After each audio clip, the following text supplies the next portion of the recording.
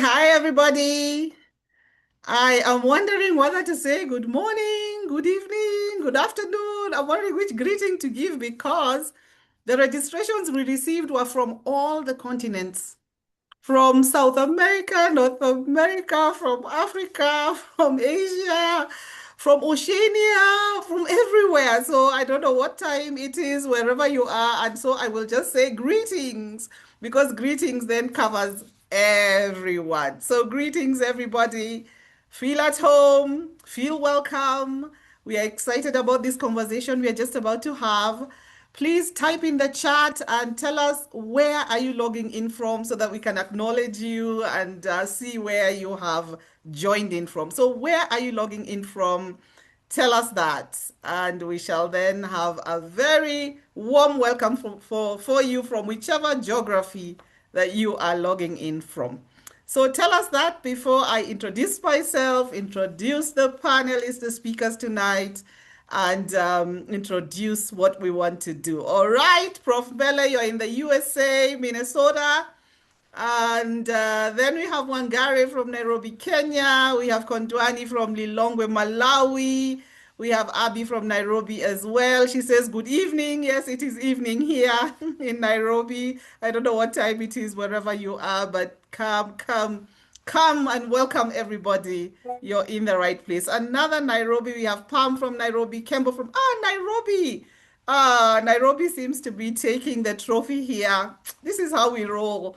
This is how we roll. Those of you who are not in Nairobi, not in Kenya, this is how we do things. We show up, we turn up, and it's a very exciting day, evening, night, morning, mid-morning, wherever you are. So happy to have you all and to have this wonderful, wonderful discussion that we're just about to kick in. Susan, you're from Washington, D.C. Yeah, DC, you've not left out the DC. You're from Washington, DC. So welcome. We say karibu, karibu sana for non-Swahili speakers. I don't know how to translate karibu because it's loosely translated to welcome. But when someone says welcome and when someone says karibu, those are two different things. The karibu has more weight, it has more warmth, it has more depth. So karibu sana, karibu sana. Yeah. So let's kick this show off on the road. Why are we here? What are we doing here? The invitation said culture speaks. It's a series of conversations around culture. And culture does speak. Many times it's said that culture is silent, culture is invisible, culture is that thread that nobody quite can tie together and name and put a picture to, put a face to, put a bullet point on. But culture does speak. It speaks out loud, it speaks softly, it's in the spoken, it's in the unspoken. And so today we want to talk about really what is the success of culture when we are talking about organizations and how they work? Why even are we having this conversation in the first place? Why is it important? What is important about it? Why have we gathered here and we are going to spend time together? Because we could be doing so many other things, so many different things. If I asked you, what would you be doing if you are not here now? You would tell me so many important things that you would be doing. So, why are we gathering here to talk about this? Why do we feel that this is important? And why is it such a heavy topic with heavy weight, high impact, high substance that has caused us to want to just gather and speak about this, not just today, but in a series of conversations over time? And we'll unpack this layer after layer, layer after layer. People say peeling the onion. And I was going to say we're going to peel the onion, but we hardly ever peel onions. I don't know who came up with that. We cut them, we chop them, we dice them, we slice them. I don't know who peels or onions. We peel oranges. So I'm not sure where that came from. Maybe it's a culture matter and we can delve into it today. And so today with me here, before I introduce myself, I'm the moderator for the day. As you can see, I'm going to be hosting, speaking, and getting this conversation well organized. I have two great, great speakers. These are fabulous human beings. You want to know them. You want to be in their presence. You want to hear from them. And so I will introduce Susan first. Ladies first. Is that a culture thing?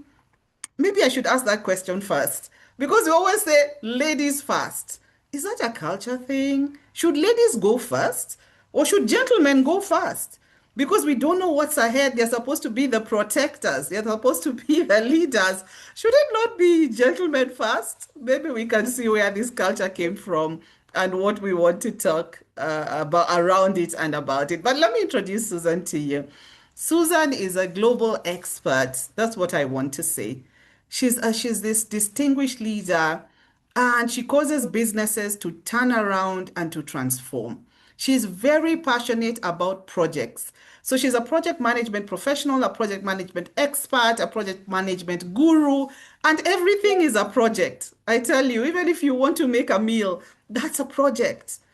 What material do we need? What timelines do we need? What resources do we need? What people do we need? What outcome do we need? What milestones do everything is a project. So when you speak to Susan, then you know just how important it is to have a project mindset and to have project management go well. So she works across the globe in different countries. And so culture is a dear, dear subject to her because you can imagine managing a team across geographies, across cultural team. How do you ensure things go well? She's a speaker on this subject and on the subject of leadership, strategy, projects. She's an advisor, a coach. I could go on and on and on and on and on about Susan. And I won't even start to talk about academics. I just want you to know that we have the right professional with us. Susan, please say hi to people before I introduce Prof. Well, thank you, habari zenu. Welcome, everybody. It's really good to have everyone here from wherever you're calling from. So thank you for just carving out time to join us because as much as we are here to present, we are really here to talk together and discuss your questions and what we bring in. But thank you so much for everyone for coming. Thank you. Yeah, do follow Susan on LinkedIn. She has very many interesting stories that she tells when she travels around the world, meeting different people, interacting with their culture, understanding how culture affects different spheres and different spaces. So please do follow Susan and let's keep connecting. And now it is my pleasure to introduce Prof. We call him Prof. It's Joseph Mbele, but we like to call him Prof. Prof. Joseph Mbele is really a person that thinks deeply, is very reflective, has a lot of wisdom. If you want to know the epitome of wisdom here, it sits.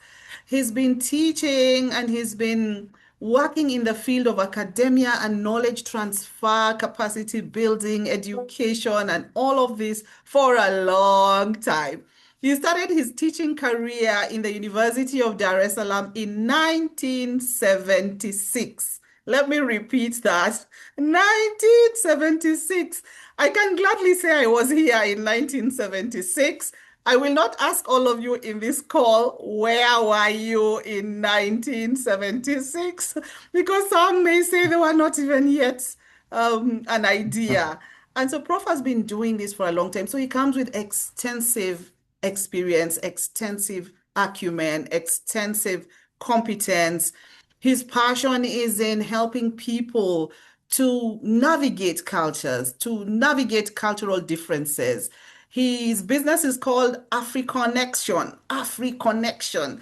And so he helps people around the world connect through different cultures. How do Africans and Americans navigate culture? Because he's sitting in America right now. He writes, in fact, he's told us right now he's researching and writing a book, writing volumes for academia. He's just been having his head in the writing space.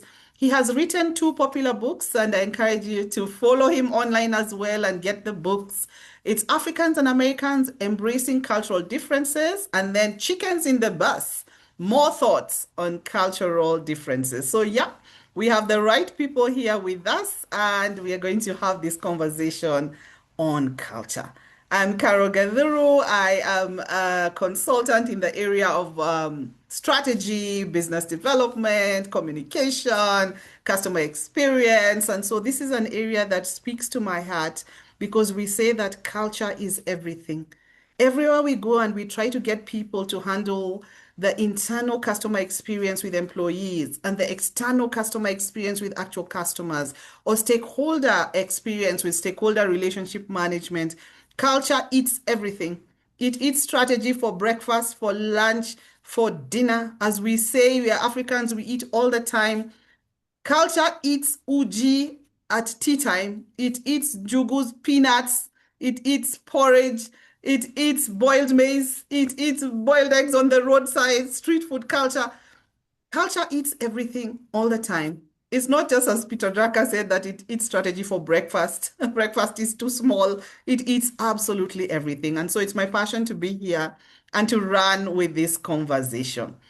And so we shall kick it off and we shall, this is how we will run. We'll have a conversation with both Prof and Susan, and then we'll take your questions and answers and then run with it like that. And so please keep your questions coming in the chat, even as we have the conversation going. So, Prof, we start with you. Why are we here? Why is it important to talk about this subject? What has caused us to gather here today to give this subject the space and the importance that it desires? Why talk about culture at all? Over to you. Thank you. Thank you very much. I can only say a few things because the topic is so vast and I've spent years working on it. You will need to give me a whole year to talk. We have only 1 hour. Yes. But here is a little summary of things I've learned and things I would like to share. We all grow up in our own cultures. I see, my neighbor here from Malawi, for example, and somebody else is from Denmark, say, just as an example. Yes. And I'm from Tanzania. Somebody else is from Australia.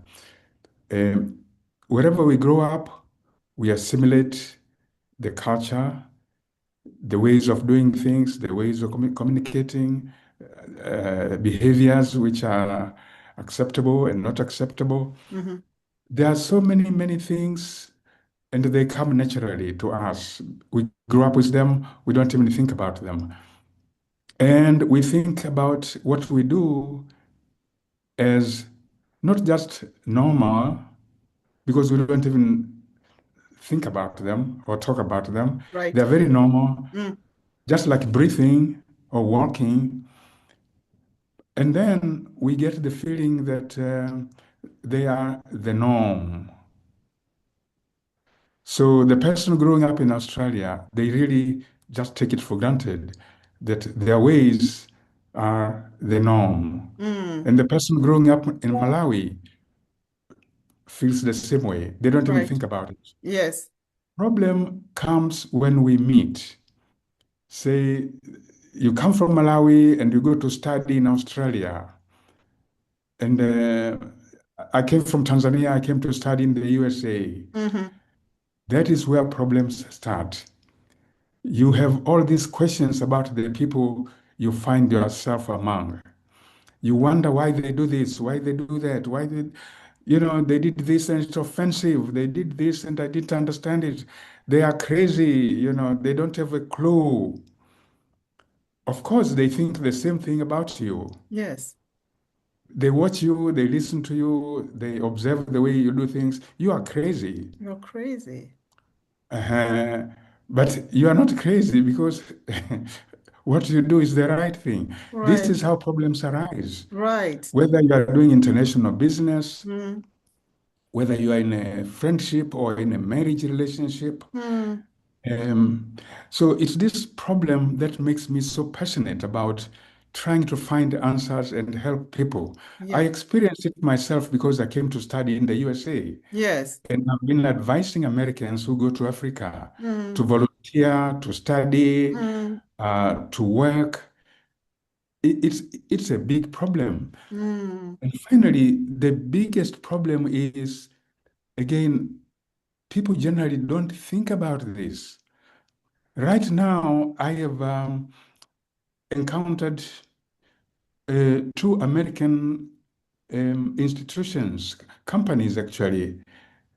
They are trying to set up business in Tanzania. Uh-huh. They are very happy, they're very happy. They think they're just going there and it's going to be like the USA. They are really happy. Uh-huh. And I'm worrying about the mess they're going to find themselves in. Right. Because they will be talking like Americans, they will be thinking like Americans, and they Yes. are very happy they have an opening in Tanzania. Right. I feel like screaming at them and telling them, wait a minute, Wait you a are getting into minute. serious trouble. Mm. Mm. So, to cut a Right. long story short, that's what makes me so passionate. Yes. Yes. And I can. I'm so excited we're having these conversations, Right. and it will be again and again and again. Yeah. Let me stop there for now. All right, I can see why you need a whole year to talk about this. I have really been tickled by how you are so concerned by this cross-cultural engagement and that is going to happen, and that the different people will have different thought processes, and yet they're not anticipating that that could be the cause of something deeper. Let me ask you, Susan, Prof has said that sometimes people do things and you think they're crazy. For sure. Even in the workplace sometimes, you look at your colleague and you're like, are you crazy? Are you crazy? What has been your experience with culture in the workplace and people sometimes just absolutely wondering, what is wrong with this person? Yeah, what have you seen? And that then dovetails into why we must talk about this. I feel like I also need a year to unpack what I have seen in my space Mm, as a project manager, as an advisor. Um, just to define a few things, when you're talking or looking at culture, you have to remember that culture is not about good or bad. It is what it is.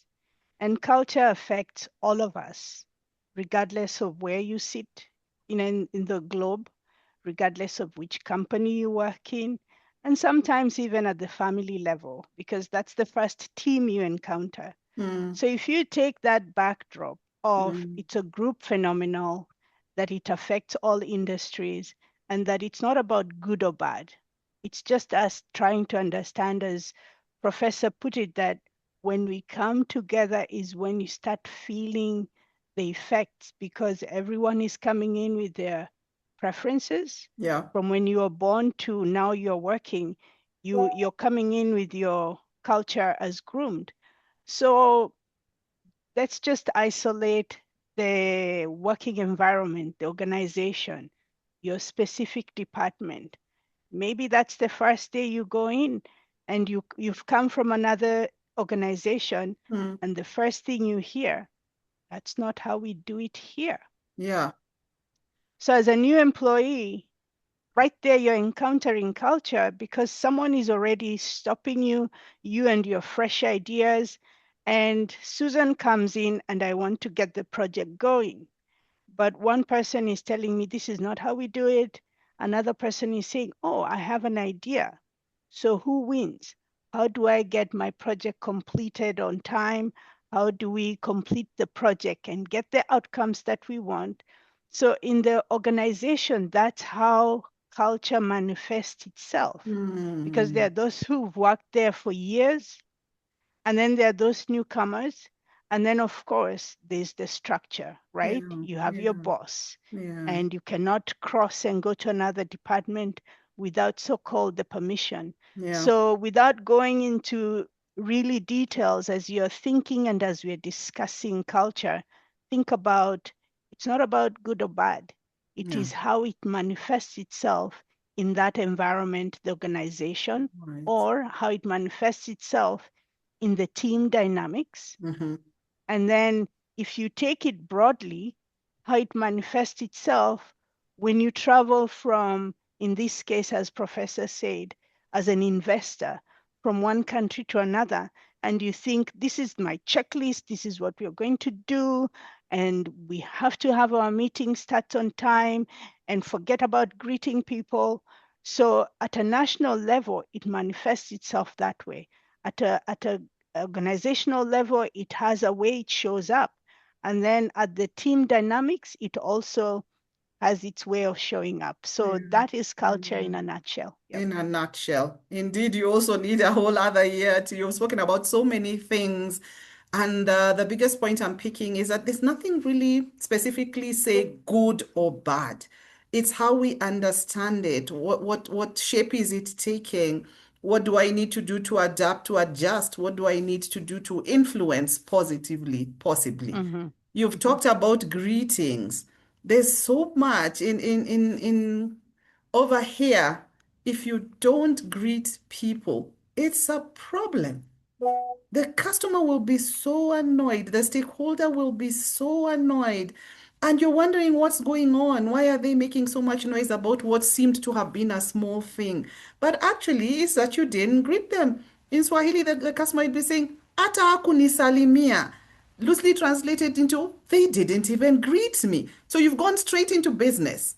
And some cultures are like that. Cut to the chase, be very efficient, go straight into business. And other people are waiting to be greeted and to be affirmed before you even start communicating anything. Prof, let me come back Yeah. to you on this matter. Culture seems to be an invisible thread that ties things together. But sometimes we assume that culture is very visible. And generally, when you talk about culture on this side, people think about dress. If it's Kenyan, they think about a Maasai, think about beadwork and all of these things. If it's down South Africa, they'll think about the Zulus and all their skins and things like that. Or if it's recently, like in this recent World Cup, they'll think about all, Norway and the Norwegians rowing back and forth in celebration and in excitement. So culture is visible, we think, but there's this whole school of thought that it is invisible. Is it visible or invisible? What do you think? Yeah. That's a very good question. And from my experience, um, when people start talking about culture, they get into abstractions, theorizing, and things like that. And they get lost in these abstractions. Yes. Instead of all this, I decided long ago, more than 30 years ago, to focus on real issues that crop up when people meet. You are Okay. an American and somebody else is an African. I explore, the way you differ, how you talk, how you think, your values, your likes and dislikes. You talked about greetings here. Yes. So what are greetings in the African culture? They are a ritual. It's a kind of ritual. You don't just say hello, Americans will say hello and they're gone. The traditional African, let me say it that way, the traditional African takes greetings as a very elaborate ritual. They ask about you, about your family, about your relatives. Mm-hmm. They heard your grandmother was ill. How is she doing? Yes. We heard you bought a goat. How is it? Yes. I mean, you know, there's a long conversation and it's all part of greetings. And that ritual has to be performed appropriately. Hmm. In fact, in my book, this one here, Yes. there's a whole chapter on those topics, Right. greetings and how elaborate they are in our culture. So Right. therefore, if we bring it to the topic for today, Mm-hmm. if these Americans that I'm talking about are now going to locate their business in Africa, they need to know um, they don't have to think in terms of just efficiency, efficiency, efficiency. Yes. A lot of time is spent on greetings, greeting everybody, the older people, the younger people, you know.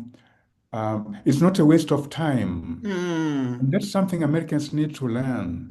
It's not Hmm. a waste of time to Hmm. spend 20 minutes just greetings. Right. Um, so I'm concerned about these things which come when people interact, not the abstractions about culture, but real issues. Real issues. You said something. How does the American feel when you say that? We talk about communication today. Yes. Americans are very direct.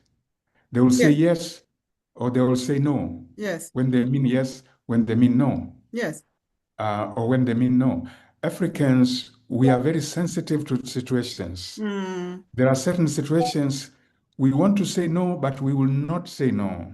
We beat about the bush, Yeah. and that's appropriate communication. Yeah. Americans don't beat about the bush, and they can really offend the Africans Yes. without intending to offend. Yes. They will say no when you ask them something. And for Africans, that could be very rude. Right. And so you find these tensions arising. So, how Hmm. do you do business when you are not aware of what you are doing and the Hmm. consequences of it? Hmm. Hmm. Or when you are not prepared to do what those other people want to do, or Hmm. the way that when you're not prepared to behave according to the values of the Hmm. culture you're going to operate in. Hmm. Right. We will expand this topic in the Right. series, Yes. because in the Yes. future, Yes. we'll talk Yes. about how enterprises have failed across the world. Hmm. Americans failing. They Yes. set up a big operation in Germany and then they get into serious problems and they Hmm. fail. They come back Right. home. Wow. Or in, Yes. J- or in Japan or Hmm. wherever. Hmm. For me, culture has to do with these very real issues, Real issues. not abstractions. Right, real issues, not abstractions.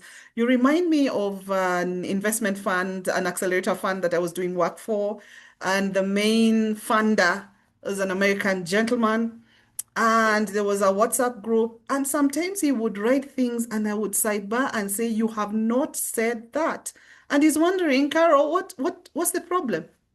What's the problem? I said, you cannot address people like that. We are Africans. This is Kenya. You can't just type like that. Did you press send? I'm asking, you typed this and you pressed send, and he's so clueless. He's wondering, what's the problem? What's the problem? So what you're saying is really real. And so even if there was funding, some people were a bit hesitant. And the way we need funds in Africa to drive enterprises and businesses and startups and organizations and funded programs, really the money. But some people were a bit hesitant. They were like, hey, the colonialist has come back to rough us up. That was the general feeling. Susan, Prof has said we need to deal with what's really real. Hmm. But how do we know what is really real? Because we're in the workplace, we are in organizations, we are running projects, businesses, and so on. And so I might be rubbing you the wrong way, and there's friction because I don't know how best to speak to you or to handle you. how do we know what's really real, like Prof is saying, that real issues? How do we observe this, or how would we empower ourselves to be more aware of the different cultures, even before we start to figure how to navigate? What have you seen? Oh, that's a good question. Speaking from experience and having managed global teams, it really starts with awareness, like Mm-hmm. what we're doing today. Mm-hmm. We might be laughing and joking and looking at these examples, and like Professor shared an example where truly it's, someone traveling from the US to Africa. Um, I traveled from the US to Japan, totally different, and we were working with a team. Yes. So it starts with awareness as a leader, in my case, running a project. And before you go and jump into the efficiency of trying to get that project going Mm-hmm. with a kickoff meeting and you're looking at the project scope, because most of the projects I manage are IT projects Yes. where you have a deadline, there's an actual business problem you're trying to solve with either the software you're writing. So the idea of being efficient and reporting back and saying we should have the solution in place in 6 months, it's really taking the time up front and acknowledging that I'm working with people, maybe from India, some people come from Kenya, other people who are doing design work, they could be in Europe. Just acknowledge that we all bring in our differences, we all bring in our preferences, and just asking very simple question. Do Mm-hmm. you go by your first name or last name? Mm-hmm. Mm-hmm. Mm-hmm. And understanding if someone is quiet, we cannot assume they don't know. Right. Maybe they want you to speak to them privately before you just spotlight on them and say, aha, your code was not working. What's going on? So right away, because of that shame, Mm. they shut off. Right. So what is real in a project situation where you acknowledge that people are from different countries, right? Right. Um, deal with that before you even start on the project. Mm. And someone on the call today might say, okay, I don't work with a global team. I work with people from, the same city. Yes. Is just to acknowledge and say, okay, do we have all of us? And because right now you're dealing with organizational culture, Yes. do we all of us have the understanding of what is expected? Mm. I'll give you one Mm. example. Yes. You might be all working on a project and then suddenly your leadership says everything must be documented. And then you're thinking then saying, with all this documentation, it's going to add more time to what I need to do. Why are we even documenting Mm-hmm. anything?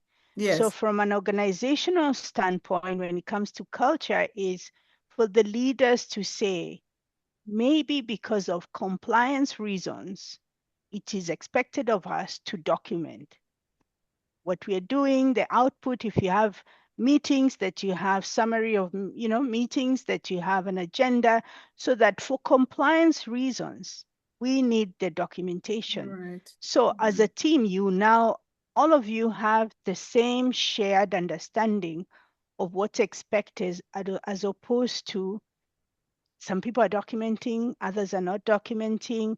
So when HR is involved, they're not even sure what the real issue is. And Yeah. that could just be solved by the leaders providing the clarity. And Yeah. this example is speaking about organizational culture. Yes. What Prof was talking about is looking at those intercultural related challenges. So as Mm. today, I know we are defining the why, but anytime you hear culture, take a minute and ask yourself, are you talking about the national culture and how it could impact in intercultural communication? Yes. Or are you talking about challenges you're seeing in your organization and you don't understand? Let's say, for example, as a project manager, you're implementing an enterprise-wide solution and you realize that the finance team, they're on top of everything. But when you go to the marketing team, you almost have to beg them to do the very same thing. So Yes. why is it that these two departments, same organization, same project, they will act Right. differently? Right. So I think just to remember, like, yes, it's culture, but what about the culture do you want to understand? Right. Got Yep, it. yep, Got it. yep. Got it. I Yeah. want to ask Prof to weigh in on that a little Yeah. bit because there's culture, there's subcultures. You've even talked Yeah. about Yeah. national culture. I don't know about my Yeah. African brothers Yeah. and sisters here, but Kenyans, we have a culture of last minute. No. It is Yeah. madness. You are saying, Prof, are you crazy? I wonder, are we crazy? We wait until the last minute to do our taxes and then the Yeah. whole system crashes overnight. And we had from January to June, 6 months to do this thing. Over Yeah. to you, Prof. Please speak into this Yeah. matter. Yeah. I think it's getting very interesting. All my writings and all my speaking engagements focus on, say, Americans as a people, and then Africans as a people. And I don't look at the individual, units within a country, For me, Africa is a unit.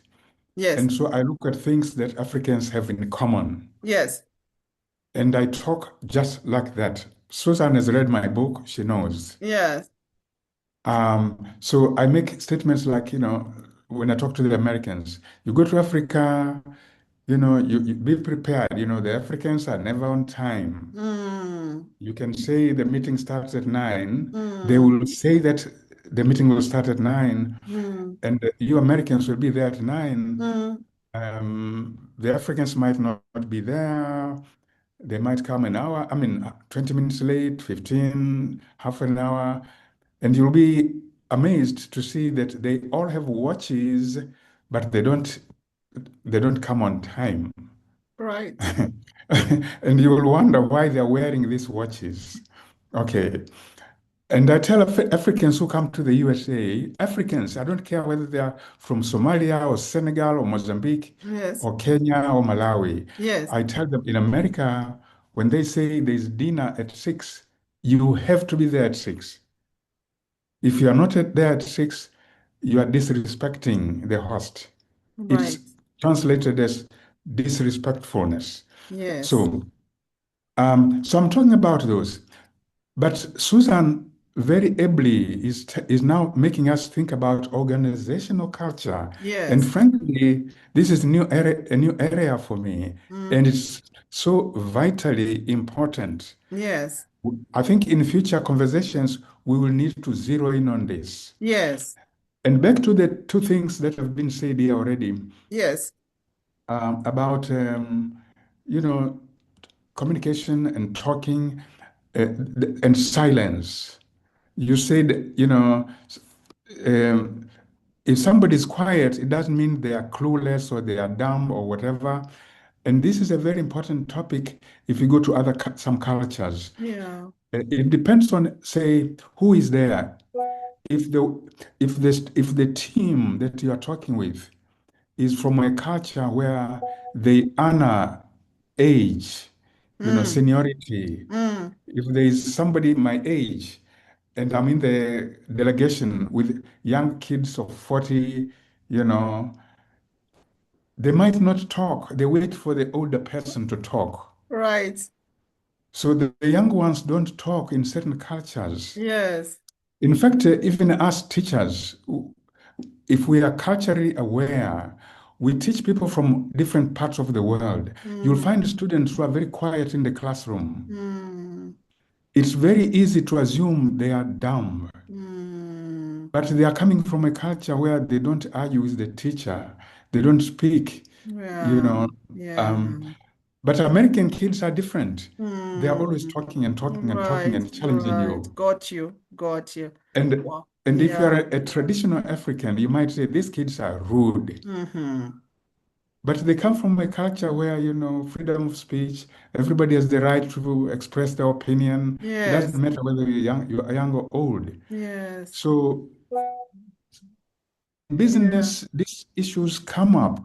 You have a business meeting between American delegation and the Kenyan delegation. These dynamics of talking and how people talk, or whether they talk at all, Right. in terms of age. But Yeah. there's also the issue of silence and how it works in different cultures. Yes. Africans in a meeting can be silent for a while and just pondering the issues. Americans don't tolerate silence. Okay. They want things to be happening all the time, filling up all the minutes. Right. And so imagine you have Americans on one side and Africans on another side, and they're having a business meeting. The one side values silence in certain moments, the other side doesn't. And they'll keep talking, only to be seen as rude and to be seen as disrespectful. Wow. It's a Yeah. disaster. It is. It truly is something to fathom and to think about. I want to ask you something, Susan, but just before I do that, I'm stuck at how Prof has said young kids of 40. Let me just marinate and meditate about his definition of young kids at 40. But the intergenerational dynamic sometimes can cause even the workplace, even community meetings and places of worship and things like that. And the culture around age and what age brings forth or doesn't, or what it commands or doesn't, those cultures can cause conflict even in the workplace and lots of misunderstanding. Susan, this whole thing of African timing, before you say what you wanted to say, I don't like it. My dear Africans in the room, I don't know whether we are going to succeed with this African timing thing. Prof has talked about it, but it's a thorn. It's a thorn. Over to you, Susan. Give us some one or two words before we open the floor. Sure, it's a thorn, and once again, I have to keep injecting project management because everything in my world, like you said, I look at it through the lens of project management, where the timeline is always so defined. But when it comes to time, broadly speaking, and a way to understand it without always looking at it, remember, I'm coming from a position of culture is not good or bad. Your culture is not better than mine, and vice versa. But it's really to understand where does it stem from. And when you look at different cultures in the world, and I'm speaking from someone who is a certified culture consultant and advisor, is there are cultures out there where they prioritize relationships over tasks. Meaning, if you come from a culture that prioritize efficiency, you will get to your task and do whatever it takes to get it done. Yes. Because from the time you were born, from the time from home to school, to competitions, to you're going on vacation, but you're still answering emails, task, you come from a society that is task oriented. But if you also come from a society that is relationship oriented, you will start your meeting even 5-10 minutes late because you want to make sure you acknowledge the people, that you say hello, that you just have time to say hello and to check in on the goat example, for example. Yes. Right? So that is a important distinction. And if you use the US, it's heavily leaning towards task-oriented. It's not been that way, and it fluctuates, right, as we have more people. But if you look at most of the, let's say, African countries, some Asian countries, right? Yes. They're really relationship-oriented. Yes. So if you look at the aspect of time, you might say these people are not on time. But if you look at what has transpired from the time they woke up to when they showed up to that meeting, it's not about them and the task. You find it's about the collective family. It could be about your neighbor. It could be about the cousin, it could be about the children, it could be about someone in your neighborhood is sick and maybe they needed, to come and ask you something. And as much as they know you're heading to the meeting, you're like, okay, I'm already late in my meeting, but tell me, what's the Yeah. problem? If you Yeah. look at the same situation from a task-oriented, you might need to schedule a meeting because Yeah. it's all about efficiency in how we manage our time. So this is a broad topic. Yes. And to bring it home as to how do I use this information when I'm running project is I just understand who needs to make sure that they're acknowledged. Mm-hmm. How do I run my meeting? If I'm running my meeting with people from a really task-oriented culture, if it's a global team, I might skip the greetings. Not that I know they're not important, Yeah. but if I look at the composition of my team and I say relationship is key, I might just schedule a meeting where all we are doing is just getting to know each other, maybe over a meal. And then day two is when we get into the agenda because you're no longer at that point a stranger, Got but it. you become, yeah. So Got this is it. a dear topic and I wish we Yeah. had more time, but at least Yeah. it gives Yeah. you, maybe it puts you in a better position that it's not just as simple as saying they're late. Yeah. There is more to it than just lateness. Absolutely. Yep. Absolutely. And in the upcoming series, just to let members know, and if you want us to include you in the upcoming series, please check in the chat and send your emails to Susan's email. We have we have curated and queued up conversations about culture and different geographies, culture and technology, which is what we really must talk about and talk about urgently. Culture and communication itself, culture and the words, actual words, spoken, unspoken. We're going to talk about culture and teams, managing teams, speaking about teams, and so on, culture and branding. So please ensure that you sign up and we will be in touch and communicate. If you have any questions, please put them in the chat. We will be receiving questions as we go along. But what's coming out clearly, and I want to have you, Prof, say something into this as we look at any one or two questions that are coming. What Susan is talking about over and over again is in organization speak, we say know your customer, know your employee, know your stakeholder, KYC, KYS, and KYE. So you need to know, otherwise you'll walk into Yeah. something that will collapse, not because it was doomed to collapse, but because you were not aware. How do we get this awareness? Where do we Yeah. pick it up from? Yeah. Conversations like this are vital, Mm, and they have to be ongoing.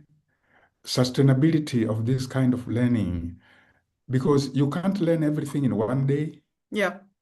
or in one meeting like this. Yes. It has to be a process that lasts throughout, your life, actually. Hmm. If you are engaging in a business relationship, make it a point to start this learning, and it should be part of the business. Throughout Yes. the life of that business, there should be Hmm. the learning and conversations like this, where Hmm. you sit and talk about issues that cropped up, misunderstandings. Yes. And for me, knowledge of this kind, say you are an American investing in Africa, or you are an African coming to the US to sell your product. If you know the American ways, that they are very direct in communication. Yeah. That they are this, they are this. When they do it, you don't feel offended. Hmm. You will be Hmm. you will understand that they mean well. That's their Hmm. culture. That's Hmm. their way of respecting me. That's a Hmm. different mindset. Mindset. And it will keep you at ease. It will keep you happy. You don't want to Hmm. go through life feeling miserable and Yes. offended Yes. when the other person was not even intending to offend you. You can Right. do your business and you are healthy Yeah. psychologically and otherwise. So Yeah. there are these types of intangible benefits to Mm-hmm. learning about cultural differences. Correct. Correct. I love that. I love that. I refuse to coast through life miserable. and being offended by things. No, no, no, no, no, no. Yes, you have spoken. You have spoken like 1,000 wise men today. If nothing else, let me learn about culture. Let me understand it so that I don't get pained, injured, and bruised by things as a result of my lack of knowledge and my assumption that the other person has come to just put me down and suppress me. Intergenerationally as well, Susan, in the workplace and in projects and so on. There's a lot that we don't know. And I know one of the series is purely on this. But there's people in the workplace across, there's Gen Zs, the proverbial Gen Zs being talked about. And I'm not one, I'm a Gen X, so we don't understand them. They also don't understand us. You've talked about asking and seeking clarity. How do we minimize the learning gap? Because we are working together. At the same time, we must learn and journey, as Prof is saying. How do we bridge that gap? Because this is it's almost a global problem. Bridging the gap starts with the leadership. Yeah. And I say that because most of these organizations are structured in such a way for good reasons, liability and all, and just the way. And if you're having a massive organization, you just have to structure it where there's always a leader. Yes. When the learning and the knowledge sharing comes from the top down and there's clarity, it's easier for the people downstream to be able to say, yeah, let's collaborate because it's encouraged, the tools are there, and also time has been allocated for that. Right. So, for example, we are all talking about AI now. And if you were to look at your organization, have your leaders started talking about AI and how they might want to even get into it? Is that an organizational discussion? Because all of us have been put in a position where we have to learn, right? Yes. If you look at the learning from an individual standpoint, we can say, oh, I've tried this tool, I've tried that tool. But if you take yourself out of the equation and then you say that you're in the organization, what have your leaders said anything about the learning or the tools or the investment? So learning in this case, using AI presents an opportunity for all generations at the same time, first to learn this tool, first to learn how AI is going to disrupt our workflow, first to learn how maybe some of my tasks are better done by AI. Yes. But do you as an organization have that clarity and the blessing? And is it being not compensated, but is it being, from HR standpoint, are people who are learning going to be recognized, or is it just, can you share in your department that, oh, I tried this tool? Or are you just doing it secretly and your emails look a certain way? Right. So all that goes into this generational way of learning. Right. Yeah, absolutely. Yep. Absolutely. I can see we need another whole webinar just for that one. We are coming to the tail end and almost wrapping up this one, maybe in the next 5 or so. We are having a whole series, as we have said, and so you can queue up your questions, send them in so that we can address them. Our next one will be on 15th of September. Please book that date, same time as this, 15th of September. Please calendarize it. I haven't seen any questions on the chat. We don't want to block out any of your questions. Please put them in there. We have about 5 minutes or so to wrap up because we did start 5 minutes into the hour. And so as we wrap up, Prof, Susan is talking about leadership and that this for culture to really take its rightful place, leadership must take responsibility. We have leaders in this room. I can see them here. They are leading great institutions, leading departments, leading projects, leading in their homes. What message do you have for them with regards to this as we close? Yeah, that's the beauty of what we are talking about here because culture permeates all these areas. Yeah. You can talk about communication and culture is right there. Yes. You can talk about personal relationship, marriage, for example, friendship, Yes. culture is there. You can talk Yes. about, leadership now. Leadership, culture is part of it. So, like we hinted before, in some cultures, the leader is perceived as, say, an elder, figure. I tell Americans all the time that if you are a leader in Africa, business leader, you lead an organization, you are the manager, for example, all the workforce, they look at you as a father figure or a mother figure. Right. When their child is ill, they will come to tell you, and you are supposed to take responsibility. That's Right. like a parent. Yes. So when Americans say keep matters of business, separate from personal matters, Yes. that's the American ideal, you Mm. know. But with Africans, all these are wrapped up. The Yeah. personal matters are also connected with the business matters. You are Yeah. the boss, so you are like a parent figure. Yes. I have to travel home, and you're supposed to give them 20 Kenyan shillings for the fare. You Yes. know, Yes. Americans will Yes. say you are mixing business and personal affairs. Yes. That's So true. leadership, if you're a leader in America, in an institution in America, that's fine. It works differently. There's that separation. But if you go then to become a leader in Africa, you Mm. need to change You your need to concept of who change. you are as a Yeah. leader. Right. And so the Africans who come to America, for example, they get frustrated because the manager doesn't care about their personal issues. And Mm. the Africans would like the American manager to be like the parent figure. It happened to Mm. me, I have to tell you. Mm. When I came to work here, I had the same African mindset about what Mm. my employer Mm. is. Yeah. Yeah. I Yeah. was used to the employer, the University of Dar es Salaam, Yes. where we have that kind of a relationship. Yeah. So that's the Right. little I can say for now about Okay. leadership and the things we are talking about here. Right. Absolutely. Carol, Absolutely. if Yes, I go may add ahead. to if I may add to that, because that manifested itself in a project team I was working with, and Mm-hmm. actually it was out in Mexico, and the larger team was in Mexico, and another team was in the US. Mm-hmm. And a project lead in the Mexican team, they lost their third cousin. Okay.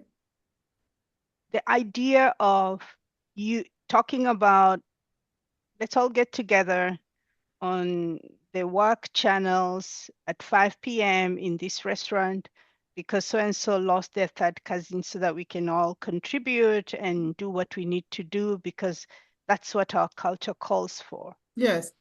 A manager in the US office said, you're not using the company resources. It's Mm. not meant for that. Mm. And that particular channel was closed. Okay. So everyone in Mexico is pretty offended. So Mm. all these came up during a workshop. Mm. And because I knew what it was, and during the workshop, I said, if you know your second and third cousin, raise your hand. Only the team in Mexico raised their hands, and they could name, and they could say, oh, we are 53, or we are this. Yes. But then the team in America, they're like, maybe I'm aware of some of my cousins, but my focus is really me and my immediate family. Mm. Remember, it's not Mm. about good culture, bad culture, but this is where those differences show up. And the reason why we had the workshop is because the idea that a group was not allowed or given space, or that nobody understood the meaning and the importance of a team being able to discuss Yeah. it actually affected the project.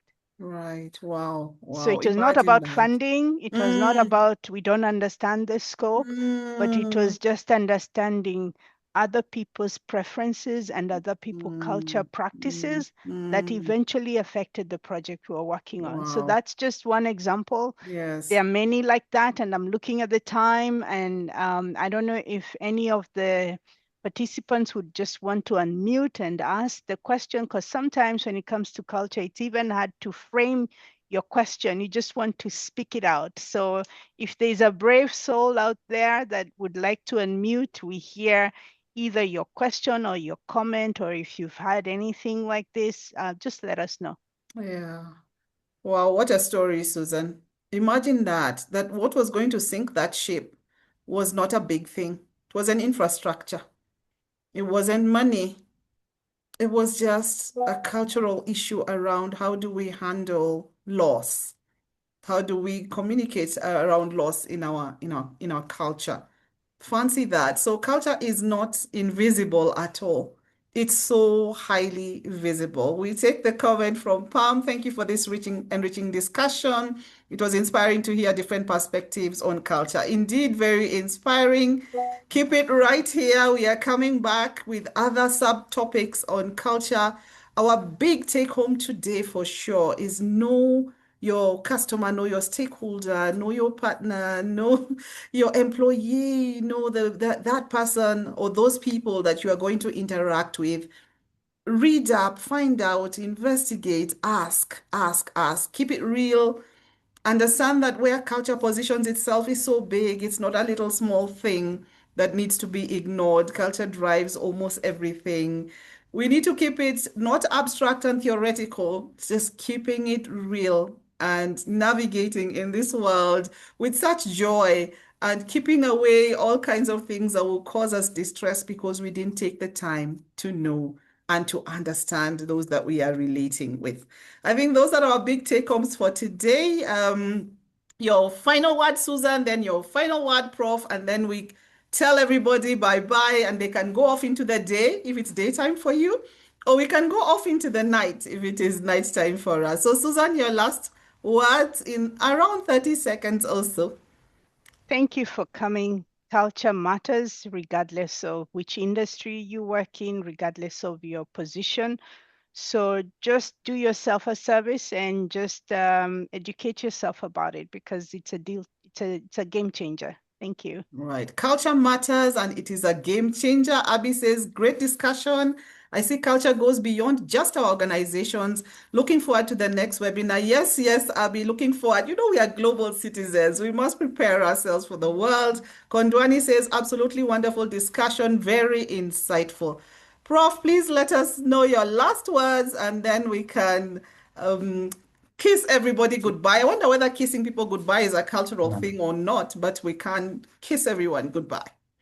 Yeah, these issues we are raising, and there are many more, are unavoidable. We live in a global village now. You can't hide, they will affect you whether you like it or not. So better be prepared. Learn and learn and learn. That's the only way to go. Right. Learn and learn and learn. It's unavoidable. It's the only way to go. And with those wise words, thank you so much for coming, everyone. Thank you for being here. Please connect with us. Let's keep the conversations going in our workplaces, in our homes, in our communities, around Africa, around the world. We are here to ensure that we live well. As Prof said, we live soft life, very soft life. We are here for soft life and to enjoy it and not have culture take away from that. So bye all, be blessed, and we shall see you at the next session. Thank you for coming and have a good time.